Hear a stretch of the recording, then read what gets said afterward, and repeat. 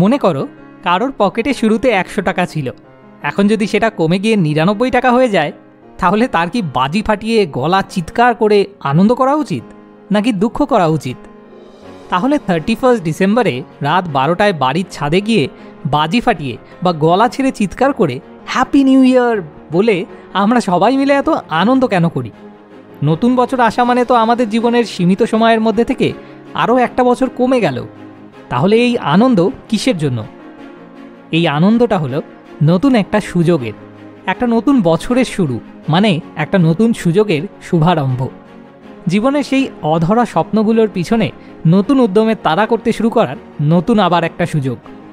যেহেতু আমাদের সমাজে বেশিরভাগ সিস্টেমই 1 বছরের সাইকেলে ঘোরে, যেমন কোনো এক্সাম বা কোনো কম্পিটিশন ইত্যাদি জিনিসগুলো, যেগুলো নিয়ে আমাদের বিভিন্ন স্বপ্ন থাকে, সেগুলোর বেশিরভাগই প্রতি বছরে একবার করে হয়। তাই নতুন বছর সেই স্বপ্নগুলো পূরণ করতে পারার নতুন আবার একটা সুযোগ নিজের সাথে করে নিয়ে আসে। আর সেই কারণেই আমাদের জীবনের সীমিত সময়ের মধ্যে থেকে একটা বছর কমে গেলেও সেই নতুন সুযোগটা হাতে পাওয়ার আনন্দে আমরা নতুন বছরের শুভারম্ভে সবাই মিলে উল্লাস করি। বিভিন্ন রিসার্চ থেকেও এটা দেখা গেছে যে কোনো কিছুর শুরুতে, যেমন সপ্তাহের শুরুতে বা মাসের শুরুতে কিংবা বছরের শুরুতে, আমাদের মধ্যে ইচ্ছাশক্তিটা অন্যান্য সময়ের তুলনায় বেশি থাকে, কারণ তখন আমাদের মধ্যে একটা নতুন আশার সঞ্চার হয়।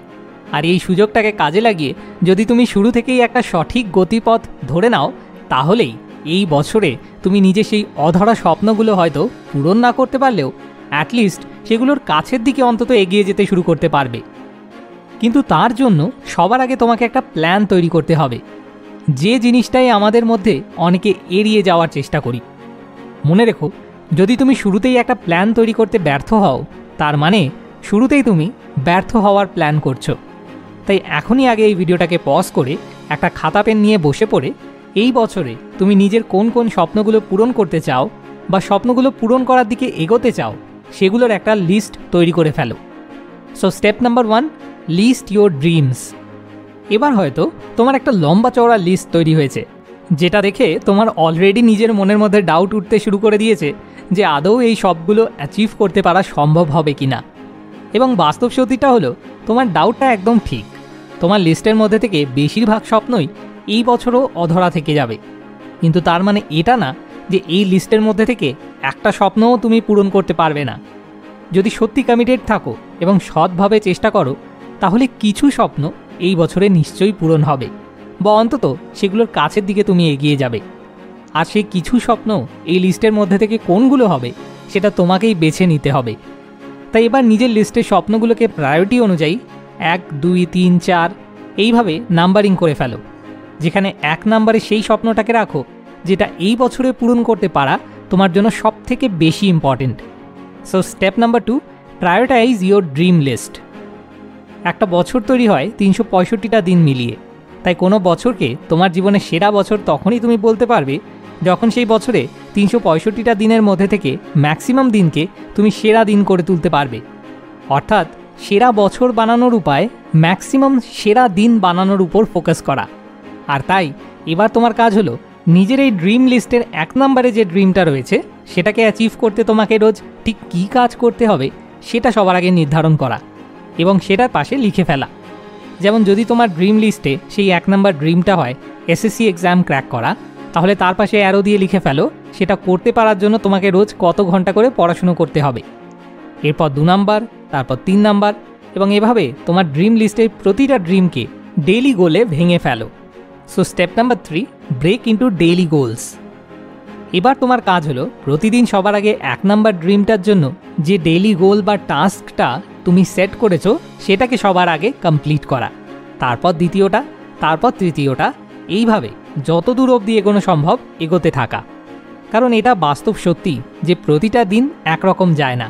কোনো দিন আমরা এনার্জির অভাব অনুভব করি, তো কোনো দিন আনএক্সপেক্টেড কোনো ঝামেলায় ফেসে গিয়ে সময়ের অভাব অনুভব করি, যার ফলে রোজ তুমি সমস্ত কাজ কখনোই কমপ্লিট করতে পারবে না।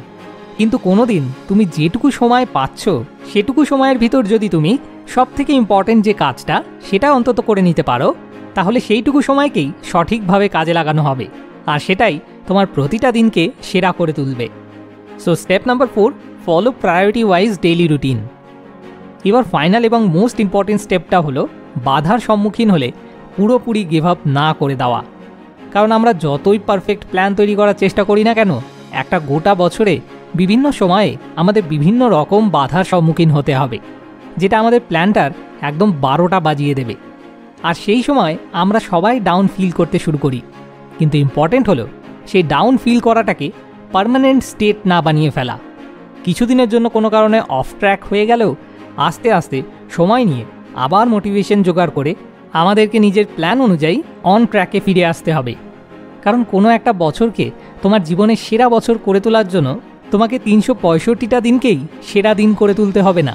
পরিস্থিতি অনুযায়ী 365 দিনের মধ্যে থেকে ম্যাক্সিমাম দিনকে যদি তুমি সেরা দিন করে তুলতে পারো, তাহলেই সেটাকে তুমি তোমার সেরা বছর করে তুলতে পারবে।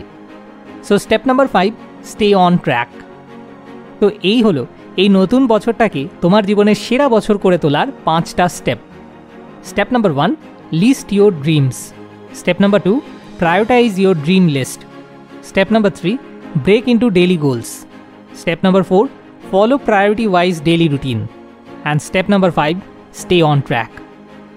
সবশেষে হ্যাপি নিউ ইয়ার, এবং তোমার জন্য আমাদের তরফ থেকে নতুন বছরের অনেক অনেক শুভেচ্ছা ও শুভকামনা রইল। ভিডিওটা শেষ অবধি দেখার জন্য অসংখ্য ধন্যবাদ। মোর উইজডম, মোর সলিউশন, বেটার লাইফ।